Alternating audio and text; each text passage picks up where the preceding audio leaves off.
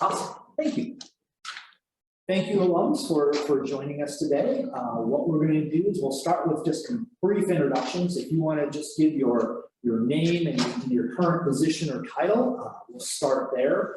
And then we'll have a number of questions that I will pose to you, and then we'll work our way around. And students that are in the room, when we get done with a round of questions, I'll ask if you have any additional questions you would like to ask at that time. I have integrated some of your questions already into the ones that I have created for the panelists. So start with introduction. So John, why don't we start with you? Okay. Hello, everyone. Thanks for having me here. My name is John, and I am a physical therapist at Twin Cities Orthopedics, currently in Eagan. Not long ago, I feel like I was in your seats. So Kanzua, but do you go by Faith or Kanzua? Which would you prefer? Hi, I go by Faith. Okay. So yeah, hi everybody. My name's Faith. I currently am a second year public health nutrition student at the University of Minnesota. And my current part-time job, since I'm in school now, I'm a dietetic tech at Regents and Methodist Hospital. Excellent. So let's see, we have Brady. Yeah, so my name is Brady Mayer. I currently work for Wright County WIC as a nutrition educator. I'll be transitioning roles here at the beginning of December to be a eating disorders and weight management dietitian. I graduated in 2020 from St. John, so not long ago. Excellent. How about Don? Hi, I'm Dawn Burns. I'm a physical therapist in Sioux Falls, South Dakota, and I primarily see geriatric patients, and I graduated in 2014. And Jesse. Oh, we can't hear you, Jesse. Unmute, please. That would help, right? As if we haven't done enough Zoom, we should know how these things work. In any case, I'm Jessie Sandoval, 2001 alum, and I own a yoga center in St. Cloud, Minnesota. Excellent. All right, so first question is, tell us about your roles and responsibilities, as well as the types of people that you work with and the types of environments you work in. So Jesse, we'll start with you. All right. So the types of environment, types of people. So I didn't graduate in this field, so I might be a little bit of an anomaly compared to the rest of the panelists. I actually graduated with liberal studies and music, and then worked in immigration, international student services from my graduate work. So I think the types of people that I work with are probably very diverse and different, because they're anything from students. So I taught a class this morning to private students that are working through different things in their body and their practice. And then also teachers. I have a little over 20 teachers that I mentor and work with. So really all ages, all experiences, all interests, journeys in life. That's kind of a little bit of what my environment looks like. So panelists, I forgot to mention, because there's going to be 5 of you, you might forget what question was asked. Yeah, I had that moment. Questions in chat so that you can pull it up if you want to, if you need a quick. Wonderful. All right, so let's see, Don, how about you? I work in an outpatient physical therapy clinic. We have various disciplines of therapy here. My caseload is primarily patients who have chronic health conditions, neurologic diagnoses, and are geriatric or at risk of falling. And my primary responsibilities are providing that care, developing that plan. And we have just really awesome teams. So I don't have to do a lot of the nitty-gritty paperwork and all that kind of stuff, but there are a lot of those types of responsibilities that fall to a PT as well. Oh, Brady? Yeah, so as I stated before, I work as a nutrition educator for Wright County WIC.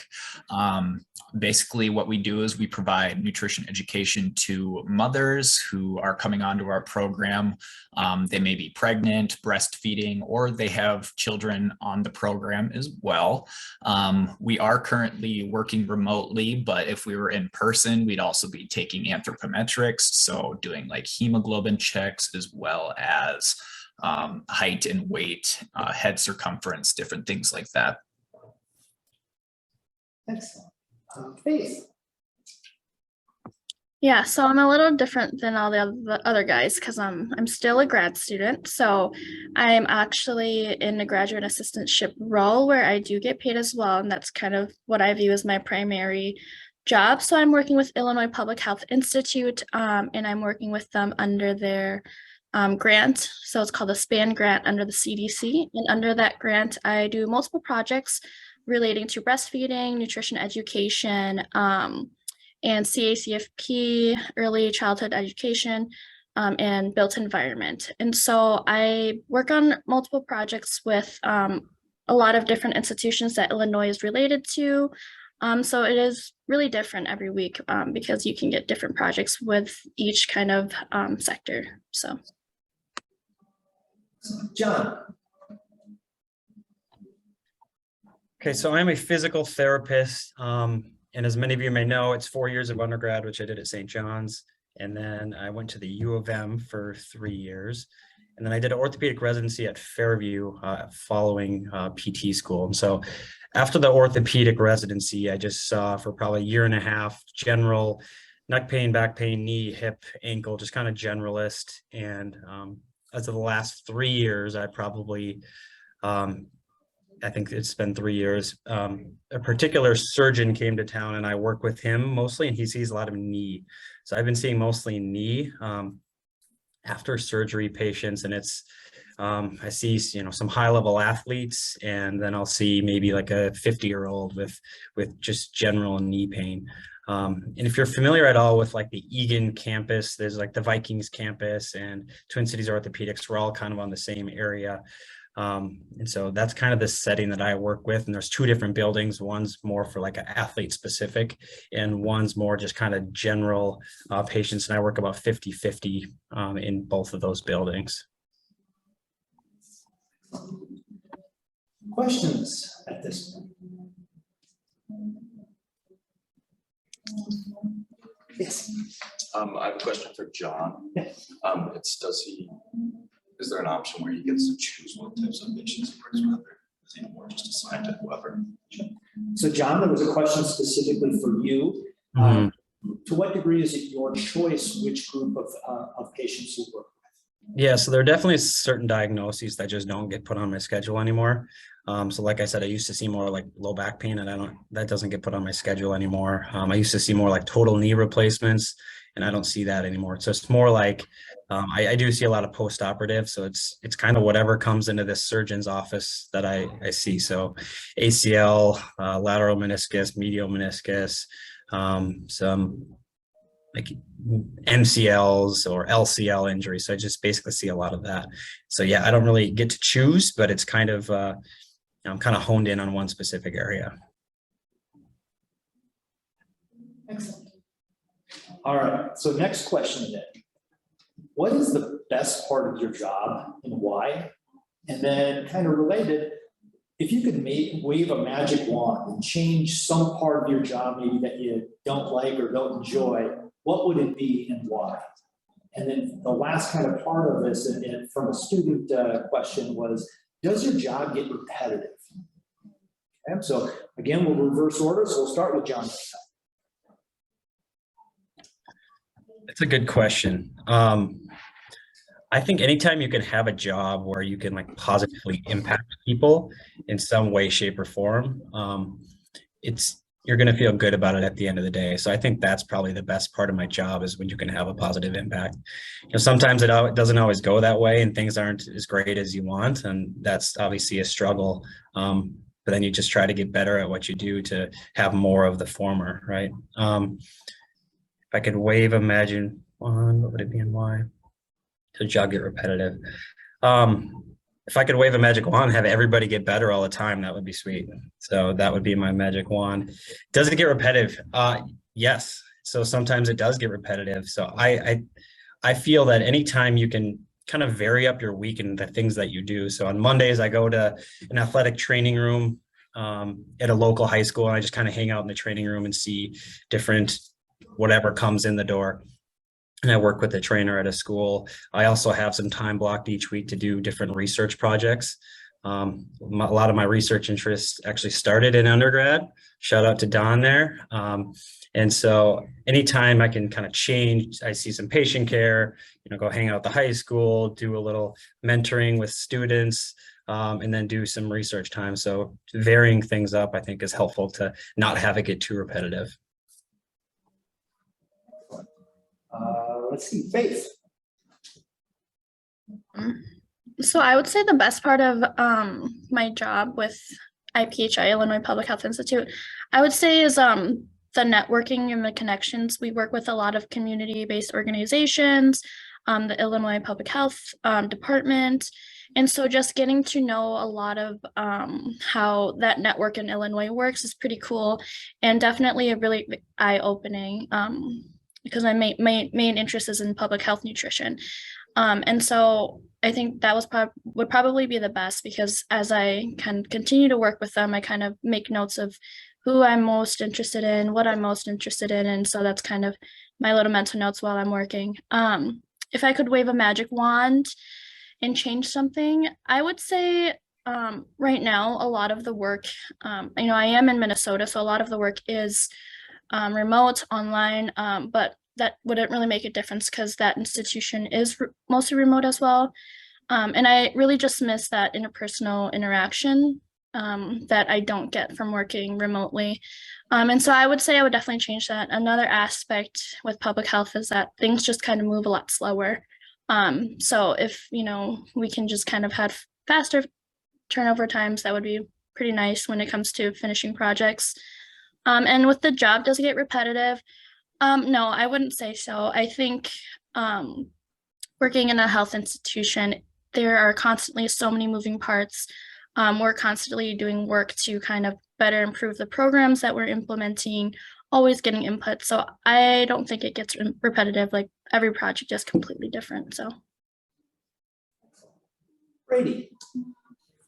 Yeah, so best part of my job, I would have to agree with John here, just kind of being able to better the lives of, the participants that are part of WIC, knowing that, we can provide nutrition education or different resources throughout the community.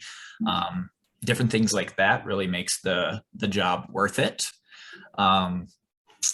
If I could wave a magic wand and change some part of my job, I would like to work in person again. We haven't worked in person for over 2 years. As Faith kind of mentioned, that interaction or that face-to-face interaction with people is kind of nice. So being able to do that again and kind of establishing the rapport with our participants would be really nice. And I wouldn't say my job gets very repetitive. We do have a huge variety of different health disparities that you may see throughout pregnancy, different postpartum health disparities as well, whether that's, preeclampsia, gestational diabetes, hypertension, different things like that. So we do get a huge variety. Excellent. Don? I'd say the best part of my job is that I get to work with a lot of really different people. And the fact that my job is positioned to be based off time-based units, you really get to know those people. You're not rushed in and out of a room. You're hearing about their day and their life. And you get a lot more information about why they might be having a problem. So that's probably my favorite part of the job, is just building those relationships.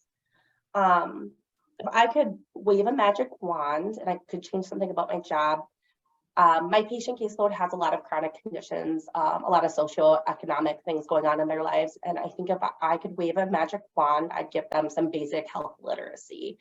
That would do wonders.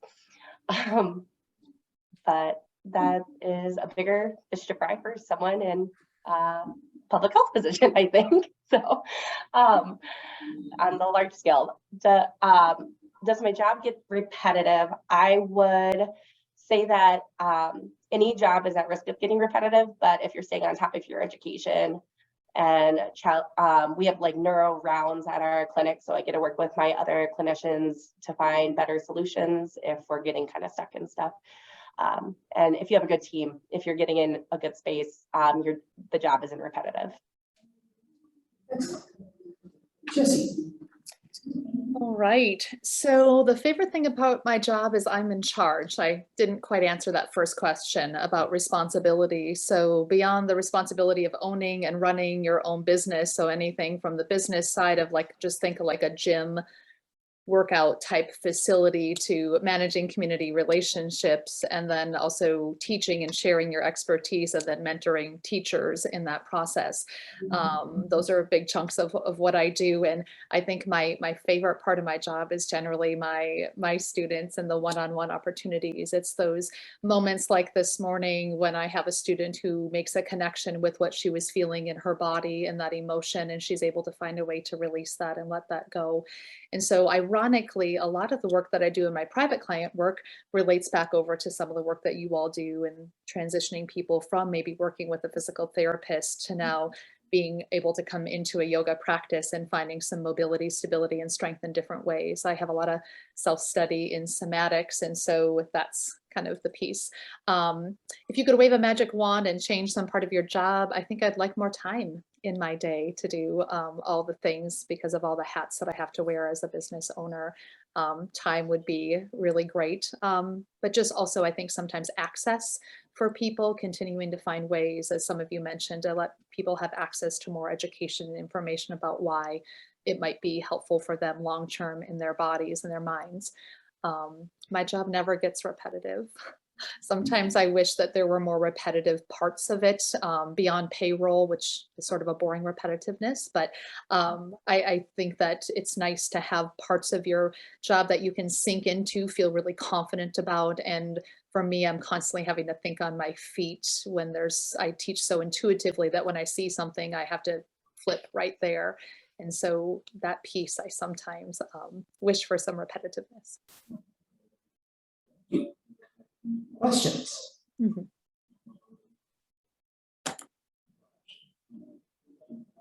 right, seeing no hands go up, we'll move on to the next one.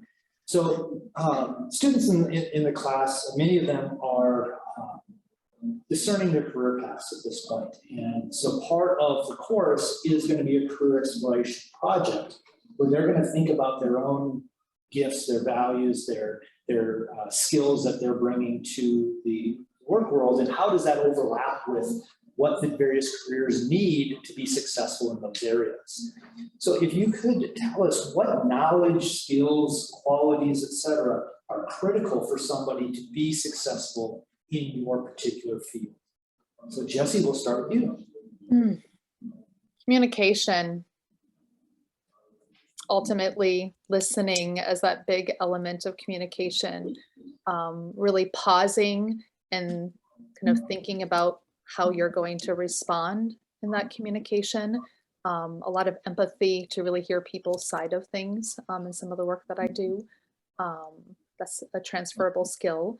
I think also being willing to take action, make a decision and move forward on it. And for someone in my position, I'm the decision maker, so I have to be confident and move forward with that decision. If I had a group of colleagues like I had when I worked in higher education, then certainly utilizing other people's support, encouragement, and feedback before stepping forward with a decision. But those are some pieces I use a lot for critical knowledge, a lot of communication skills that are transferable into the work that I do. Don? I would say I echo that. Listening is and communication is a huge part of being a successful therapist and finding a solution. You really do not need to love to learn and continue to find solutions for the people who are coming inside the door, because you might have two total knees, but they might present really different from each other, and being open to looking for that solution is a big thing.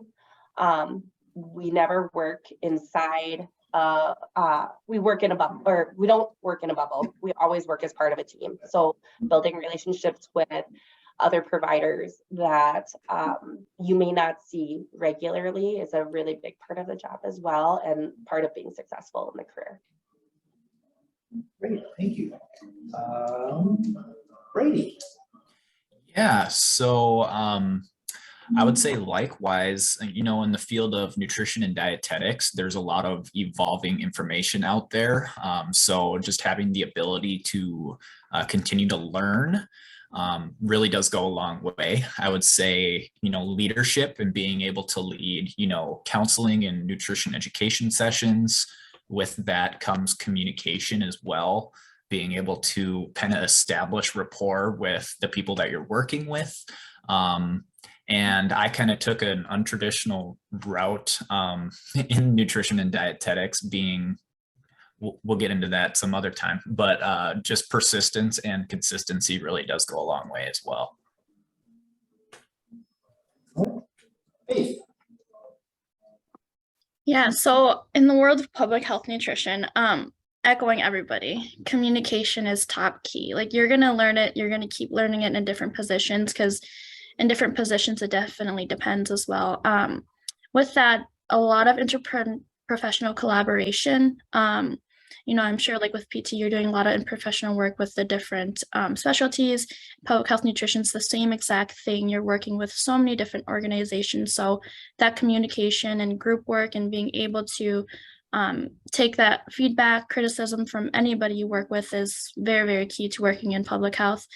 And also like with that, you should be open to constructive criticism. And I say that because with these kind of projects with public health, it's not only your eyes on it, you're going to have so many different eyes on it because it's a collaborative effort. So I'll be sending in a project and I'm going to have my supervisor look over it, but not only that, the CEO of the institution. So you're going to get so many different feedback, and just knowing how to take that constructive criticism is a skill in itself, and something that you'll constantly have to do and reflect on your own work so that you can constantly better and reflect on your own work and improve yourself. So yeah. John?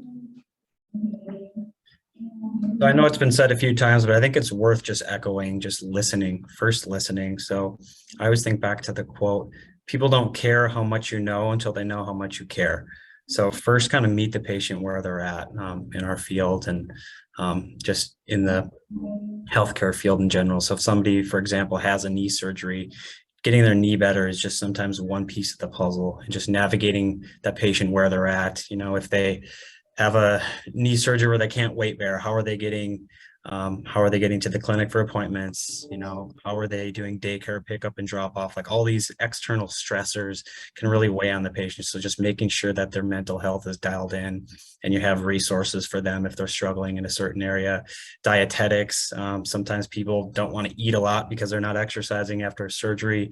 And then if they have like a bone surgery, then their bone's not healing if they're not getting proper nutrition. So kind of everything plays a part, and just kind of knowing, all the pieces to the puzzle before you get going.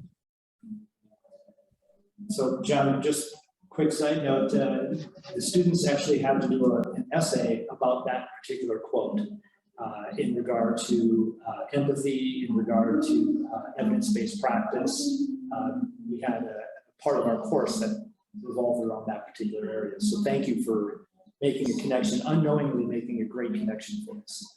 Yeah, that's great. Because for any treatment to work, you have to have rapport with the patient, right? They have to get along with you if they're going to, buy into what you're, they have to feel like they're on the same team as you, basically. All right, questions?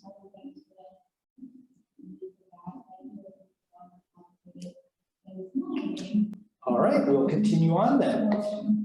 So how did you get to be where you are now? In your response, can you address how you decided what you wanted to do for a career and the education or experiences that maybe led you to where you are now? And so we'll reverse order again. So we'll start with John. So I, had some orthopedic injuries in high school sports. I went to a few different providers that, couldn't really diagnose what was going on. And then I went to a good physical therapist, and he immediately diagnosed what was going on, and we had a plan to fix it. And 6 weeks later, I was better, and I was like, oh, this is cool. I think I want to do this. So I started at St. John's. I graduated in 2013, and then I went to the University of Minnesota immediately after undergrad. And then I briefly alluded to this. I went to Fairview for an orthopedic residency program. And then from that, I applied to Twin Cities Orthopedics, and I started at in Egan. The education and experiences, I think I was well set up from my education at St. John's to kind of get me to the next level, and then just continue to learn. And yeah, grades are important, but just making sure you retain what you learn because it's going to set you up for success at the next stage of what you're going to do.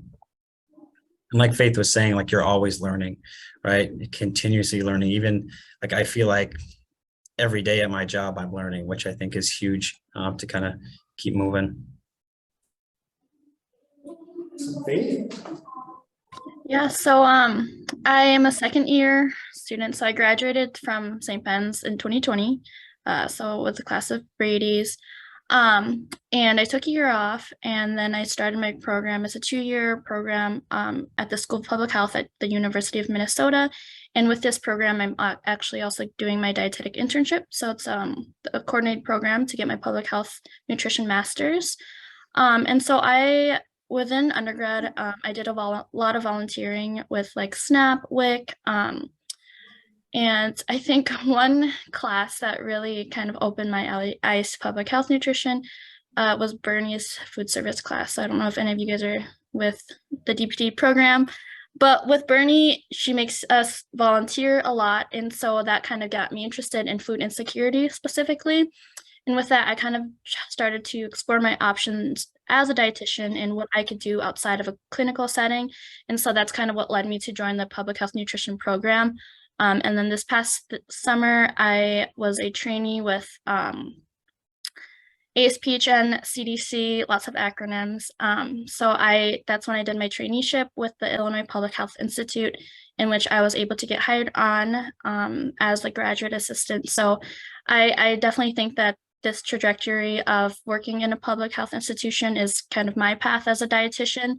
And regardless, I'm still really open to working in a clinical setting, but I think public health nutrition is definitely my biggest interest because, I work with policy, changing systems, and that's kind of where my head is at right now.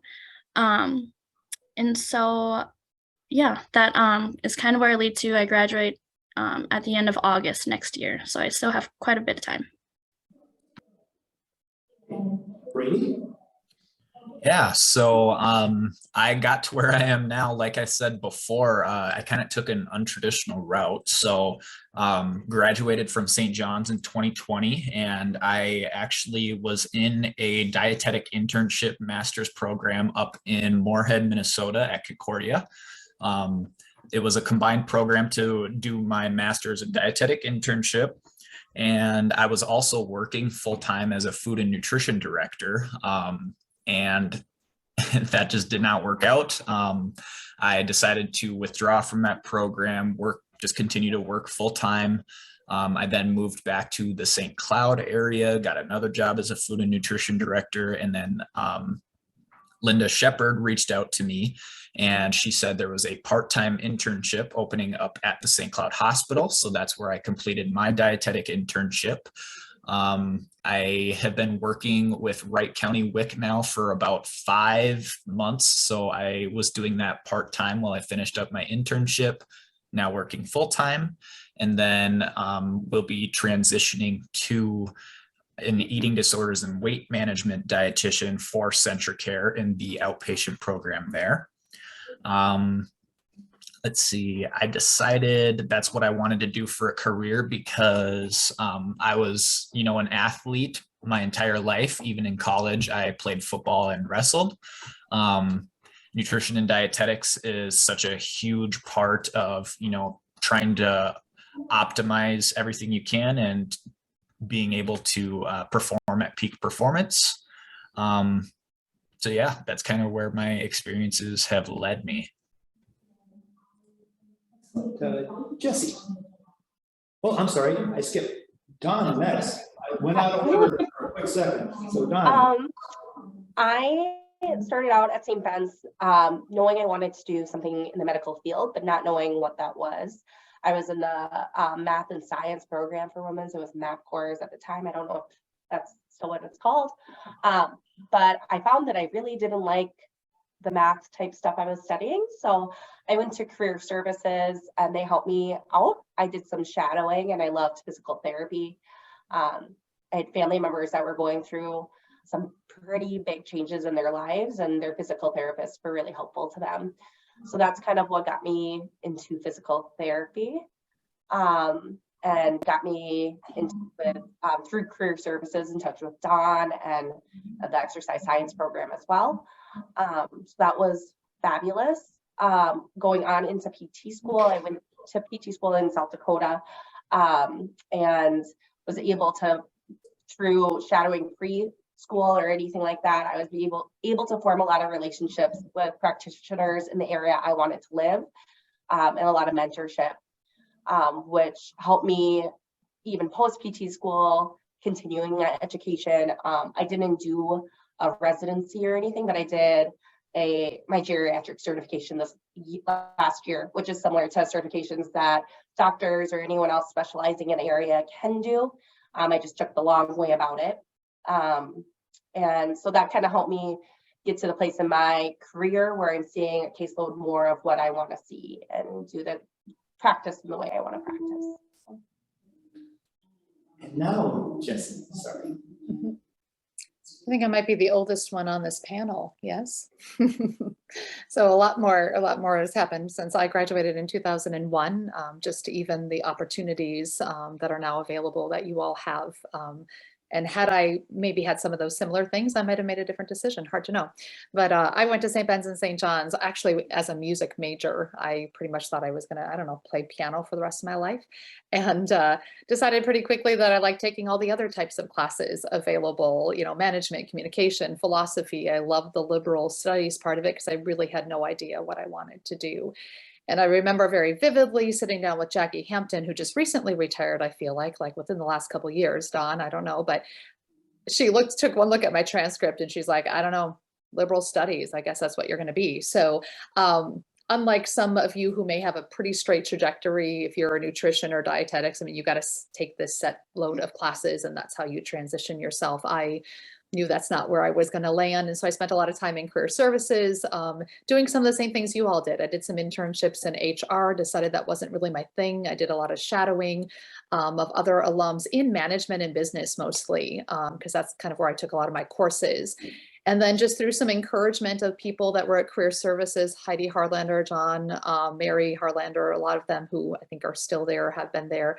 I was encouraged to go to graduate school because that's what I maybe needed to do. And so I focused in on college student personnel. I liked working with college students and helping people, and we're using my communication skills. So I went to graduate school at Bowling Green State University, graduated with college student personnel, took a job down at my, I don't know, my dream job down at Texas A&M University.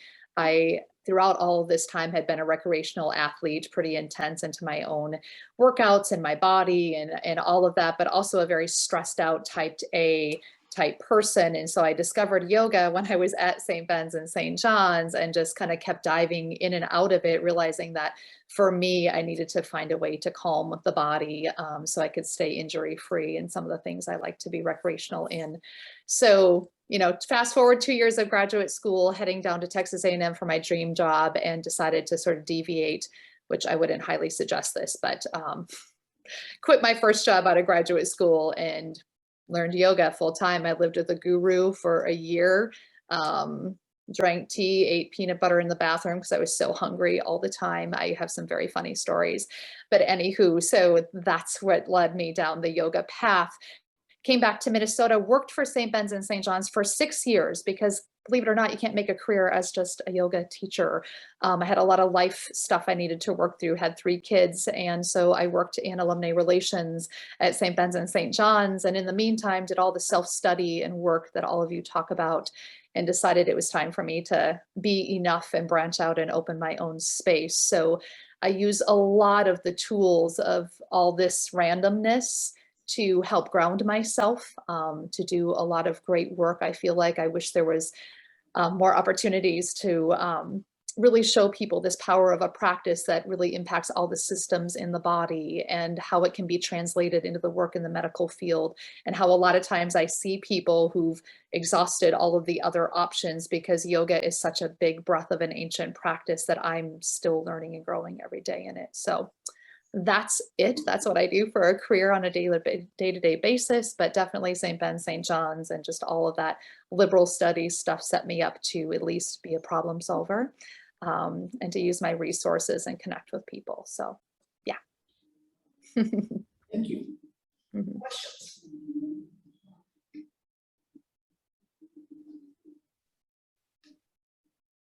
Okay, we're going to continue on. So Laura, I'm going to skip to number 7 here, just because we're running out of time and I have a whole list of questions. So we'll try to get through a variety of things. So many of you have already touched on this, but tell us about your experience at St. Ben's and St. John's. What was your major? What was your minor? If you've already done that, that's fine. What courses or academic experiences were most meaningful to you? Maybe not necessarily even in terms of your career, but just ones that you remember that this was impactful in your life. Is there something that you did or maybe did not do that was, again, particularly important or meaningful outside of an academic experience? So, Jesse. I think there were so many. I was liberal studies. Remember I said that, so lots of randomness to that. But I do remember in particular just the opportunity to be involved in outside curriculars was really helpful as well. So just being a part of the climbing club, for example, or the business club, just opportunities that you got to engage actually with other students who may or may not be in your major, and just learn about what their journey was and connecting in that way. So just finding some ways that you can also connect into some clubs and opportunities. I think they still do intramurals, so participating in those are really meaningful for me. I did study abroad in South Africa. I was really grateful for that opportunity. I know not everyone gets that opportunity to study abroad, but that definitely gave me my next little interest in working with international students. And that's really what brought me to the fruition of that work in graduate school, was having had an experience abroad. So those are the things that I really appreciated and would encourage you to try. Dawn. I started as a math major, but I ended as a biology major. And at the time, exercise science was a minor. So I did exercise science and sports studies as a minor. I was involved on campus with the Joint Events Council, try to just take advantage of every opportunity to do campus activities, try something out for the first time or anything like that while there. And then I did some nannying and different things in the area and had some different summer jobs and whatnot. I studied abroad on a short term to Tanzania. That was a fabulous experience. And I'd say try things that are outside of your comfort zone and try to take things away from those experiences that just make you a more understanding person, because I think that translates to the healthcare industry in so many different ways. And then, something that I didn't participate in that I would have liked to. I'm horrible at foreign languages, but I wish I would have gone into Spanish a little further. Mm-hmm. Brady. Yeah, so my experience at St. Ben St. John's was also very, very fantastic. I came in, actually, I was a biology pre-chiropractic major with a nutrition minor. And I was like, there is no way in heck am I taking all of that chemistry. No way, not for me. So I decided to be a nutrition major with a concentration in dietetics. And I ended up falling in love with it just because there's so many different things that you can do with nutrition and dietetics. let's see, courses or academic experiences were most meaningful to me. Like I said, I really fell in love with like all of the nutrition classes that I took. I really appreciated I also took a couple of psychology classes, and those were really helpful. Specifically now with my career change to work with eating disorders, as much as it is nutrition, a lot of it has to do with mental illnesses as well. So getting to dive a little deeper into that. Something that I did not do or participate in, I would say I would have loved to study abroad, just kind of immersing myself in that diversity and different cultures is something that really interests me, and I wish I would have been able to do that. Unfortunately, I did not. So, Hey, Yeah, so my experience at St. Ben's was amazing. I'm sure you heard that a lot from your alumni. So biased, but it was awesome. I did my DPD and then I minored in French actually. And then with that, I also studied abroad my junior year in France, which I think was awesome because my initial plan growing up, I always had this plan and this idealized view of me becoming some kind of medical person working with Doctor with Frontiers. And so that's like an organization that operates in a lot of Francophone countries. And so that's kind of why I wanted to keep my French minor. And that's something that I still hope to utilize once I do graduate, because I think it's really meaningful to know foreign languages, especially if you're working in a space like public health. Some other things I did, I volunteered a lot within St. Ben's, like if you guys still have it, I did community kitchen. They had that nutrition task force. So I always try to be involved with the community and volunteer where I could, because every experience that they offer you is so valuable. You take little bits and pieces from every little thing that you do and you bring it to your own career path. Another thing I did the Guatemala ABE in sophomore year, and that was equally amazing. So it really opens my eyes to, how global health kind of relates to the rest of public health. Another extracurricular I did was I played rugby there for 4 years, and that's just so random. But since I did play rugby, I had the opportunity to play rugby in Laos, which there I met a bunch of national players and people all over the world. And so now I have all those little eggs of connections and networking here and there, which also has brought me to, a lot of different opportunities, which is pretty cool. And there's something that I did not participate in. Super off topic and random, but one thing that I wish I did was go to a football game. I probably went to 2 Tojos. Other than that, I never tailgated or anything. That's something I wish I did, but I never ended up doing that because I always were playing rugbies on Saturday. So really off topic, but yeah, that was one college experience that I never had. John. Okay, I was a integrated health science major. So I was the first year that was an option. I think they only let like 10 students in the first year. I was one of those. And we all passed. So if you're that major now, you're welcome. No, I'm just kidding. I was a psychology minor. I remember thinking like, why do we have to take so many psych classes as prerequisites for PT school? But now I know it's a big component of what we do. Things I was involved in, I was Allied Health Club president at the time, up till dawn, but some of the most rewarding classes that I remember taking and learning a lot, and I still think about those classes to this day, is, I don't know if it's kinesiology or biomechanics. Don, was it that you taught? Is it kines? Yes, kines, yes. Kinesiology was like hands down what helped me the most, I think, for PT school. Just knowing how levers work and agonist and antagonist muscles and how eccentric and concentric contractions work and that kind of thing. Exercise physiology as well. And I don't remember the name of the class, but we studied the NSCA text and I got my CSCS license. And I think that was invaluable as well, just to have that experience in the exercise component going into PT school.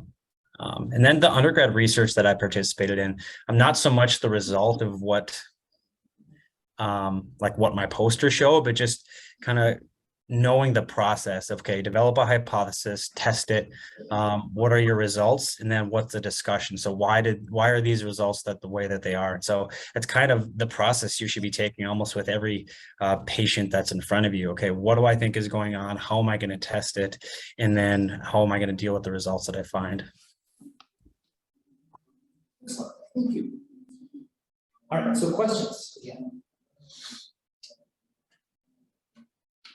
All right. So we have about 10 minutes or so left. So I'm going to skip to question number 9. What recommendations do you have for current Benny Johnny students who might be interested in your career field? What can they do to prepare themselves for this career, or perhaps prepare themselves for graduate school? And what can help them stand out on a graduate school application? So let's start with John. Oh, got your... Yeah, unmute, there we go. So I'd say to start out, everybody's just kind of their experience on a piece of paper, right? So really to kind of get your foot in the door, you need to do something different than other people. Whether that's taking, different clubs or volunteer experiences, or even doing well in class. If you have a really poor GPA, honestly, like it's going to be tough to get into grad school. So that's a big component. Even though that may not be the most important component, that's a big one. But to make yourself different, sometimes reaching out, even if it's years in advance, reach out to the PT school you want to go to and say, hey, what can I do to get my application ready in a couple of years? So just having that forethought, might get your name out there, and they might think, okay, this person's already preparing. They already know they want to do this, and they're thinking years in advance on how to prepare themselves. So I think that can be helpful. Just going out and meeting people, talking to people, asking questions, and then keeping relationships. That the Johnny Benny alumni network is strong, and that's a real thing. So, use it. So I think setting yourself apart, how are you going to be different than the next person? Faith. Yeah, so I just want to echo everything John says. Really keep, the last time that I did this networking session, I was a student like you guys were, and keep your contacts in order. Like, you never know when you might, want to reach out to somebody, if you'll come across them again, and like within Minnesota too, and like the dietetics field specifically, everyone knows everybody. So you want to keep those contacts in order, and definitely like make that effort to build some type of rapport, whether you're meeting them once or twice. And like with grad school, like same thing that John said, like reach out to the director, say you're interested. If you want to meet them, definitely meet them. I definitely did that. I met the director of the program in 2019 before I was getting ready to apply. I met with them in person. It really puts your face and your name out there, and it really shows them, because they're going to be the top person reviewing your application, shows them that you are dedicated, you have this passion, and they know your name already. So that's definitely a piece of advice I give to all of you. And I did the same thing when I was applying to this traineeship in the summer. I emailed the kind of the head person, kind of got my name out there. She knew who I was, and then I was accepted. So I don't know if that had a factor to doing it, but it always helps. And you guys will always hear this, but seriously, the Benny Johnny network is so crazy strong. Like in my career field, I've met so many Bennies and Johnnies that really helped me, mentor me in just some capacity. So keep those contacts. When I was in your guys' shoes, I attended a panel just like this. I met someone who had the private practice as a dietitian, and then I reached out to her, boom, she got me a job. So it was amazing. And so definitely keep those contacts. Because you don't know, like in the future, once you do get into that field, so you want to reach out to someone, if you know, like, hey, John works at Twin Cities Orthopedics, like I'm super interested, like keep those contacts in order, even if you're going to contact them like 2 years from now. Because, I think that as Bennies and Johnnies, we kind of have this like kind of understanding that like, we preach community and networking so much that it'll always just be beneficial to you. So I would say definitely big piece of advice that you guys will continue to hear, but keep it and hold it with you. I just found out that the CEO of TCO is a Johnny the other day. It's like, oh. Nice. All right, so let's see, I think we are on to Brady. Yeah, so I would just kind of echo and piggyback off of all of that. The networking really does go a long way. I've also experienced a little bit of the Johnny privilege as well, as far as like searching for jobs go. You know, they see you're a graduate from St. Ben's, St. John's. They're like, oh yeah, this person means business. So that goes a long way, just making sure that you're kind of immersing yourselves in any activities on campus, just kind of putting yourself out there, taking on some extra roles and responsibilities that you may not be used to, different things like that. Obviously, to an extent, you don't want to overwork yourself. Also, you know, building up that resume, cover letter, different things like that, those do go a long way as well. So if any of you need help with that, I am more than willing to help you. And what's nice now is you have all of us up here as kind of another network piece for you. And I don't want to speak for everybody, but I'm sure all of them are open to you guys reaching out for sure. Great. Dawn? I would recommend setting up shadow opportunities that are beyond a day, setting up or even experiences on campus where you're really forming relationships with someone who can, beyond networking, write a really good letter of recommendation for you.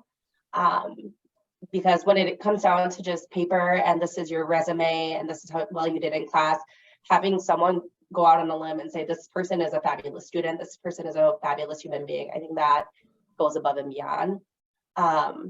On top of it too, on top of just reaching out to a head of a department at a school you want to go to, if you're able to, set up a tour of that school, set up a time where you're going to that program and looking at it. You might think, oh, let's just say like Mayo's right there, pretty close, you know, this is the program for me, it's the Mayo name or this and that, but until you go and see something's a good fit for you too, you may not know. So just set up yourself for success with the time you're putting at looking at your future and the people you're meeting. And just, Gosh, I was listening to you all thinking, I don't know that I can answer this question. No, I can't. Because I don't have a typical trajectory of a career, right? So maybe this puts it back into that perspective of what if, like, what if you go through and you think you want to go into PT school and then you make a different decision or life takes you somewhere else or a tragedy happens. So I think, you know, for me, my recommendation would be, yeah, you might have that career field in mind, but you might find yourself someplace completely different. And a lot of times when I talk to people about my career trajectory, they're like, wow, you were here, you were here, you were here.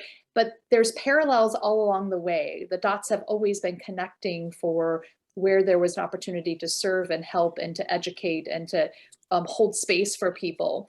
And so, you know, the recommendation is whatever that career field that you're in, you know, be open to sometimes things maybe aren't going to go the way you expect them to go. And so then, yeah, how do you dive in? And I didn't have access to the Benny Johnny network in a way that maybe many of you were able to. So it changes, it evolves. So what else do you use? You know, when I chose to open this, it was entrepreneurship. And so then I had to go back to thinking about from a completely different perspective and then benchmarking with other studios and having a mentor that helped me through that process. So I think as many of you did say, whether it's job shadowing or mentoring or, you know, just spending the day. I've had a few interns here that have done some marketing for me because that's kind of specific. Or I had somebody over the summer who helped run some of my summer classes. So sometimes just that volunteering yourself to go land in that space and see if that's what you want to do. It took one summer internship for me in HR to be like, nope, I don't want to do this.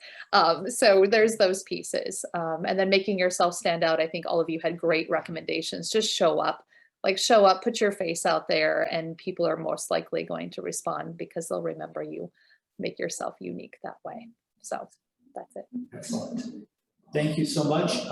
Quick shout out to XPD with both the SEAM program and interaction. If you want to reach out to alums, which is what our alums are recommending that you do, talk to XPD. We have programs in place. We have ways to connect you to alums that are working in the fields that you are interested in. So please, XPD is located right over in Clemens Library. As you enter, go to the left. It's in the experience hub over in that area. So please take advantage of that opportunity. All right, let's thank our alums for their time.